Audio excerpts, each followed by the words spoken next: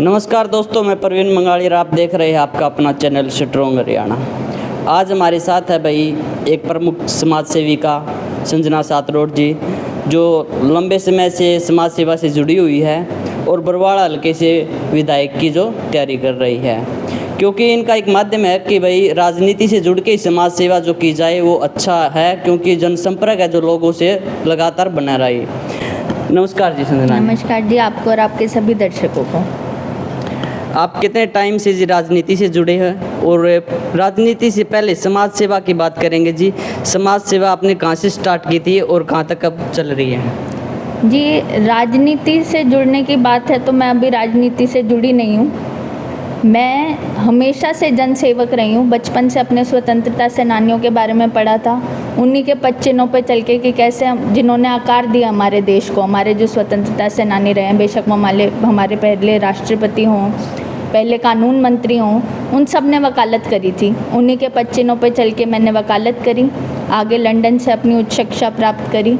जब वापस आई लंदन से तो जनहित याचिका, जो धरातल पे एक आम आदमी के पास सबसे बड़ा हथियार है अपने हकों को पाने के लिए, उसको मैंने इस्तेमाल करना शुरू किया। शिक्षा को शस्त्र बनाकर जो भी मुझे लगा कि कुरीतियाँ चल रही हैं हमारे समाज में, उसके खिलाफ आवाज़ उठाई। कुल अभी तक 12 याचिकाएं मैं लगा चुकी हूँ सुप्रीम कोर्ट में और हाई कोर्ट में, और भगवान की दया ऐसी रही है, सही काम करने जाओ तो फिर भगवान भी साथ देता है, और वो सारी एडमिट हुई हैं और उनके ऑर्डर्स भी हुए हैं। कब लगाई मैम ये? जी, 2013 में मैंने पहली याचिका लगाई थी, जिसमें दिल्ली के उपचुनाव करवाए थे, क्योंकि जो मेरा पैतृक गांव है नवादा गांव, उसमें जो काउंसलर था वो एमएलए बन गए थे, तो काउंसलर की सीट खाली थी। और जो काउंसलर का काम होता है सफाई का बेसिकली, या ड्रेनेज सिस्टम का, सड़क बनवाने का, उन्हीं का रहता है, तो वो थे नहीं। तो फिर गाँव के हालात बहुत ज़्यादा ख़राब थे। तो जब मैं गई इसके बारे में जाना, तब मुझे पता चला कि इधर काउंसलर नहीं है। तो 21 करोड़ का फंड सैंक्शन हुआ था और दिल्ली में उपचुनाव करवाए गए थे, वो मेरी जनहित याचिका थी। इसी तरह जब पहली बार वोट डालने गई, तब देखा कि एक ही नाम के कई प्रत्याशी थे। इसके बारे में और पढ़ा तो देखा कि ऐसा ये करते हैं वोट काटने के लिए, जो अच्छा प्रतिनिधि है उसका वोट कैसे काटा जाए, कि जो कम पढ़ी लिखी जनता है उसको कंफ्यूज कर दिया जाए। हेमा मालिनी जी के चुनाव में 5 हेमा मालिनी खड़ी हुई थी। इसी तरह बहुत सारे ऐसे चुनाव थे जहाँ पे नेम सेक की जो प्रॉब्लम है, एक ही नाम के कई प्रतिनिधियों को खड़ा कर देते हैं वोट काटने के लिए, वो हर जगह थी। इसके लिए जनहित याचिका डाली। अब जब आप वोट डालने जाते हैं, आप ईवीएम पे तस्वीर देखते हैं प्रत्याशी की, वो भी मेरी याचिका के बाद ही हुआ है। इसी तरह दिल्ली में बिजली के बिल बोले थे कम हो गए हैं जब नई सरकार बनी थी, तो फिर उस टाइम पे मैं डिजिटल माध्यम से पेटीएम से बिल भरा करती थी, तो देखा कि बिजली के बिल बढ़े नहीं हैं, सॉरी कम नहीं हुए, बढ़ गए हैं। जो फिक्स चार्ज है उन्होंने 125% बढ़ा दिया था, और जो यूनिट चार्ज है, जो एनर्जी कंजम्पशन है, वो उन्होंने 1-2 रुपये कम कर दी। तो जो कम किया उसका प्रचार कर दिया, और जो बढ़ाया उसको छुपा लिया। तो वो होता है ना ज़िद्दी इंसान, कि कुछ भी गड़बड़ दिख जाए उसको ठीक करना ही करना है। उस तरीके का मेरा स्वभाव है, गड़बड़ बर्दाश्त नहीं करती। तो उसके लिए भी खिलाफ आवाज़ उठाई, जो फिक्स चार्जेस थे उनको रोल बैक करवाया। इसी तरह बहुत सारे, अगर मैं करने लगूँ तो हो सकता है बहुत ज़्यादा टाइम निकल जाए, तो जैसे जैसे आपके सवाल बढ़ेंगे हो सकता है उसमें भी हमारी याचिकाएँ आ जाएँ। दिल्ली के बाद हरियाणा की बात करें तो आपकी शादी को कितना टाइम हो गया जी? जी, मेरी शादी को 3 साल हो गए हैं। 3 साल से आज समाज सेवी का के रूप में काम कर रही हो। जी जी। और समाज सेवा कहाँ कहाँ की और कौन कौन सी की? जी, जब मेरी इधर शादी हुई, भगवान की दया ऐसी रही है कि मेरा जो परिवार है, मेरा जो ससुराल पक्ष है, वो बहुत ज़्यादा प्रोत्साहन देने वाले हैं। उन्होंने मेरे मकसद को जाना कि जन सेवा करना चाहती हूँ मैं, समाज सेवा करना चाहती हूँ, तो उन्होंने मुझे बताया कि बेटा दिल्ली और हरियाणा में बहुत फ़र्क है। यहाँ पे जो हमारा हल्का बरवाला है, वहाँ पे जो ज़रूरतें, लोगों की मूलभूत ज़रूरतें उन तक नहीं पहुँच रही हैं। मेरी शुरुआत जन सेवा की इधर हुई थी तलवंडी राणा के धरने से। वहाँ पे मैं लोगों से मिली, उनके साथ आज तक भी हम अभी भी धरने से ही आ रहे हैं। 1.5 साल उनके साथ हम बैठे हैं। उधर ना सिर्फ तलवंडी राणा, आसपास के दर्जनों गाँव से मिले हैं। वहाँ जाना कि जो ज़रूरतें हैं वो क्या हैं, सफाई, बिजली, पानी, सड़क, स्वास्थ्य अवस्था, शिक्षा अवस्था, उससे ऊपर अभी कोई डिमांड्स हैं ही नहीं। जो बहुत बेसिक चीज़ है कि 4-4 दिन में पानी आ रहा है, अगर हर दिन एक टाइम पे पानी आ जाए, साफ़ पानी आ जाए, तो ये हमारा संवैधानिक हक है। Right to safe drinking water is our constitutional right. तो वो चीज़ लोगों को मिलनी चाहिए। जब यहाँ पे आए तो उन्होंने मुझे ये कहा, बेटा अगर तुझे जनसेवा ही करनी है, यही तेरे जीवन का मकसद है, तो तुझे राजनीति में आना पड़ेगा।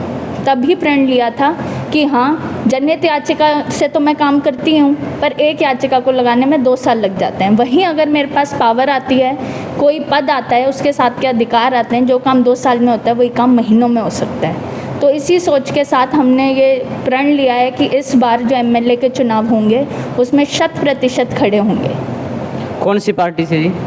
जी, मैंने जैसा आपको बताया कि जो एमएलए का चुनाव है, एमएलए का चुनाव हमारी ज़िंदगी पे, क्षेत्रवासियों की ज़िंदगी पे डायरेक्ट असर करता है। एमएलए के पास कोई पावर नहीं होती कि वो नई नई योजनाएं बनाए, लेकिन ये पावर ज़रूर होती है कि सेंटर में और स्टेट में जो योजनाएं बनी हैं वो लोगों तक पहुंचाए। तो कौन एमएलए कौन सी पार्टी से है ये मायने नहीं रखता, ये मायने रखता है कि वो कितना काबिल है, कितना निडर है, कितना निर्भयता से वो विधानसभा में अपनी आवाज़ उठा सकता है और लोगों तक उनके हक पहुंचा सकता है। तो ये बात सेट है कि मैं 100% चुनाव लड़ूंगी, पर अभी हमने किसी पार्टी को ज्वाइन नहीं किया है। आप मुझे आज़ाद उम्मीदवार, निर्दलीय उम्मीदवार मान सकते हैं। जैसे कि आप दिल्ली में सक्रिय रहे जी, हरियाणा की राजनीति थोड़ी टेढ़ी है, जातीय समीकरण को देखते हुए कहीं ना कहीं वो हो जाता है। तो अभी जो मेन पार्टी है कांग्रेस है और बीजेपी है, इन बीच के फाइट है। और निर्दलीय की बात करें तो इनका भी सस्पेंस में चल रहे हैं, लगभग सभी निर्दलीय है। तो हो सकता है कि हुड्डा आपको मेहनत को देखते हुए, कांग्रेस पार्टी है जो आपकी मेहनत को देखते हुए कहीं ना कहीं कुछ ना कुछ ज्वाइनिंग करवा सकती है कांग्रेस में। तो आपकी डिमांड कौन सी रहेगी, एक टिकट के तौर पे या वैसे एक कार्यकर्ता के तौर पे आप शामिल होंगे?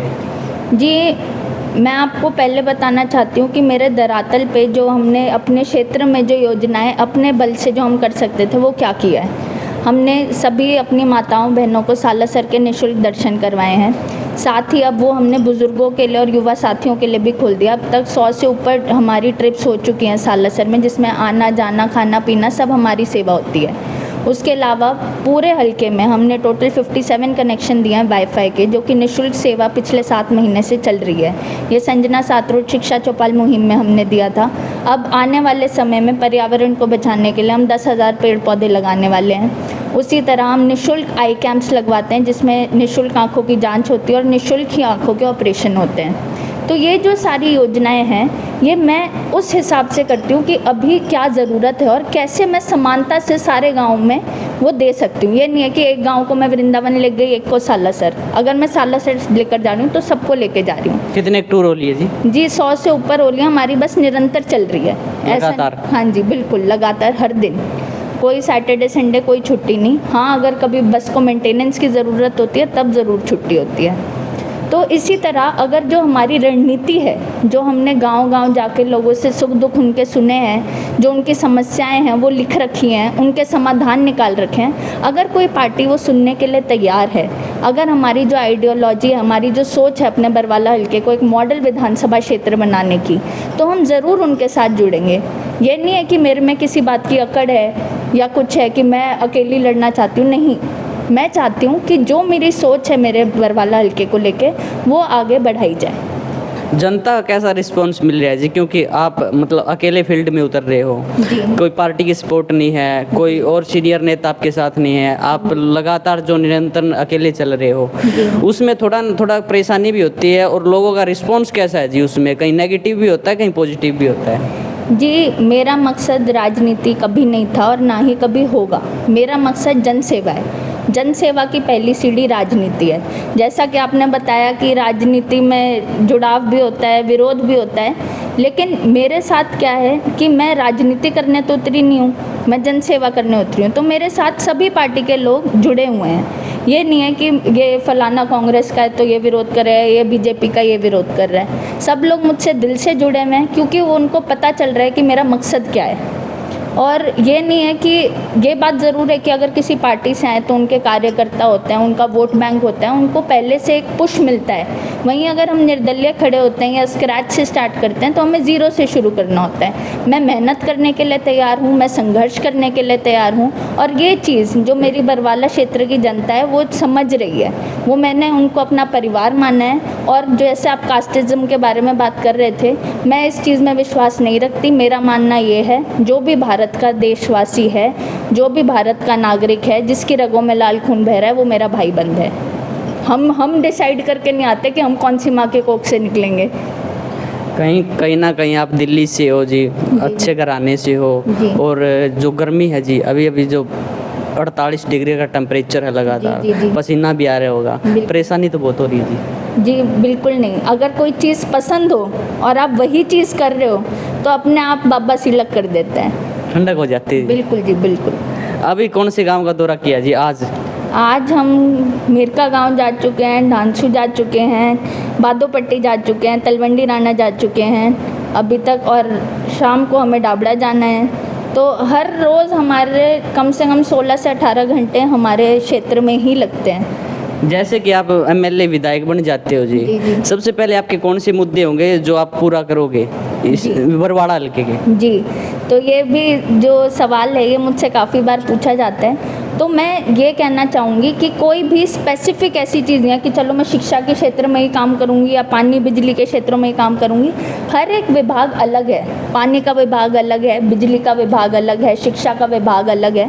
तो वो साइमल्टेनियसली सारे काम हो सकते हैं। बहुत सारे काम हैं, छोटे छोटे काम हैं, लेकिन बहुत सारे हैं और टाइम बहुत कम है। तो साइमल्टेनियसली मैं तो बस वेट कर रही हूँ उस दिन का कि वो पद मिलें, वो अधिकार मिलें कि हम जल्द से जल्द सभी काम सामान्य तौर से स्टार्ट कर सकें। कहीं ना कहीं जैसे विधायक बनते हैं जी, बात करें अभी बीजेपी सरकार है, जी। कांग्रेस का विधायक बन गया जी। जी, और उसके पास जाते काम के लिए तो साफ साफ उसका आंसर होता है जी, उत्तर होता है कि हम पावर में नहीं है, जी जी हमारी सरकार नहीं है। जी तो कार्यकर्ता वैसे ही वापस आ जाते हैं। तो अगर आप निर्दलीय विधायक बन गए जी और आप सरकार में शामिल नहीं हुए, जी जी तो आपका भी यही उत्तर होगा क्या? बहुत ही शानदार सवाल है आपका। कि ये जो जवाब देते हैं लोग कि हमारी पार्टी पावर में नहीं है या हम पावर में नहीं है, हम काम नहीं करा सकते, ये सिर्फ बहानेबाजी है। अगर मैं वकील हूँ, मैंने संविधान पढ़ा है, अगर मुझे कोई पद मिल रहा है, जनता का लोकतंत्र में जनता मुझे चुन के कहीं बिठा रही है, तो उस पद के साथ अधिकार होते हैं। और विधानसभा में आवाज़ उठाने का मौका सबको मिलता है, जो भी इलेक्टेड प्रतिनिधि है। तो फिर अगर मेरे पास वो पद है, उसके साथ के अधिकार हैं, तो मुझे काम करने से कोई नहीं रोक सकता। हाँ, अगर मैं आलस कर जाऊं या मेरा ही मन ना हो काम करने का, तो बहानेबाजी हो सकती है। बहाने के अलावा ये और कोई बात नहीं है। जिसको काम करना है वो करेगा। और ये बात मैं इसलिए कह रही हूँ क्योंकि जब मेरे पास पावर नहीं है, शिक्षा के दम पर अगर मैं कानून बदल सकती हूँ, तो फिर इसका मतलब यही है कि अगर किसी में दृढ़ निश्चय है काम करने का, तो वो करेगा। लोकसभा में देखा जी हमने हिसार में, खास करके जो किसानों के मुद्दे हैं, किसानों के मुद्दे थे, उन पे अच्छा जो रिस्पांस दिया जनता ने। बीजेपी के एंटी वोट थे जी, जो किसानों के वोट थे। क्या वो मुद्दे आप किसानों के भी विधानसभा में उठाओगे, और आपको कितनी उम्मीद है जो किसान आपसे अभी जुड़ने वाले? जी, मैं अपने आप को किसान की बेटी कहूँगी, क्योंकि दिल्ली में भी हमारी ज़मीनें हैं। मेरे दादा परदादा ने करा है, मेरे को पता है उनके क्या दुख दर्द हैं कि कैसे पूरे साल एक फसल को लगाने से लेकर उसको काटने तक क्या क्या दुख दर्द झेलने पड़ते हैं। अगर पूरे साल की फसल ख़राब हो जाए तो कितना नुकसान होता है, वो सारी चीज़ मैं जानती हूँ। किसान आंदोलन में भी मैं किसानों के साथ थी। अभी जब उनको मुआवजे नहीं मिले थे, यहाँ हिसार कोर्ट के बाहर भी बहुत टाइम धरना रहा है, मैं वहाँ पर भी उनके साथ थी। और किसानों के बिना हम कुछ नहीं हैं। अगर अन्नदाता ही नहीं होंगे तो हम खाएंगे क्या? तो उनके साथ मेरा फुल सपोर्ट है और हर चीज़ में है। उनकी आवाज़ उठाने के लिए तो सबसे पहले पहुंचूंगी। लास्ट में जी आपका क्या संदेश है जनता के लिए? जी, जनता के लिए मेरा इतना सा संदेश है, हमारे ग्रंथों में लिखा है, और मेरे जो दादा ससुर हैं वो गीता के पाठी हैं। उन्होंने मुझे एक ही सीख दी है, वही मैं सबके साथ साझा करना चाहूँगी। हमारा जो जीवन है वो 4 शब्दों में सीमित है: जन्म, अर्थ, कर्म, मोक्ष। अगर मनुष्य योनि में जन्म मिला है, उसका अर्थ पहचानना ज़रूरी है। मेरे जीवन का अर्थ समाज सेवा है। उसके अर्थ के हिसाब से ही अपने कर्म करने चाहिए, ऐसे कि आप भगवान को भी नज़रें मिला सको, खुद भी अपने आप के ज़मीर से भी मिल सको कि हाँ हमने सारे सही काम करे हैं। और जन्म अर्थ कर्म अगर सही रहे तो फिर आपको मोक्ष मिलेगा। भगवान से डरती हूँ, कर्मों में विश्वास रखती हूँ, सारे वही काम करने हैं जिससे बड़ों का आशीर्वाद मिले, छोटों का प्यार मिले। धन्यवाद जी आपका बहुत जी बहुत। बहुत बहुत धन्यवाद। तो वही हमारे साथ थी संजना सातरोड, जो अभी विधायक की जो तैयारी कर रही है बरवाड़ा हल्के से। एक प्रमुख समाज सेविका है जो लंबे समय से अपनी मतलब शादी से पहले जो दिल्ली में भी अपने घर में जो काम कर रही थी समाज सेवा का, और उसके बाद हरियाणा में आके भी ये काम कर रही है और अभी विधायिका की जो तैयारी कर रही है बरवाड़ा हल्के से। इनसे खास बातचीत हुई है आपके अपने चैनल स्ट्रॉन्ग हरियाणा के पे। तो वीडियो के एंड में एक बार फिर सभी दर्शकों को राम राम, जय हिंद, जय भारत।